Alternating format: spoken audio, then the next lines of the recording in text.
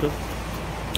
Sir आपने गाड़ी दिए थे जो कंडीशन में, अब क्या लग रहा है आपको, गाड़ी किस तरह से बनी अपने पास? अभी गाड़ी मेरी शोरूम की जैसी लग रही है, और जब मैं आपके पास दिया था तब पूरा एक्सीडेंट होके मेरा गाड़ी ख़राब हुआ था। अभी सही लग रही है। ठीक है sir, thank you. Expert auto work पर विज़िट कीजिए और हर टाइप की आपकी कार का हर काम का सॉल्यूशन पाइए आसानी से। कॉन्टैक्ट नंबर हमारा है 9527868629। Please visit for you. Big problems coming for solution.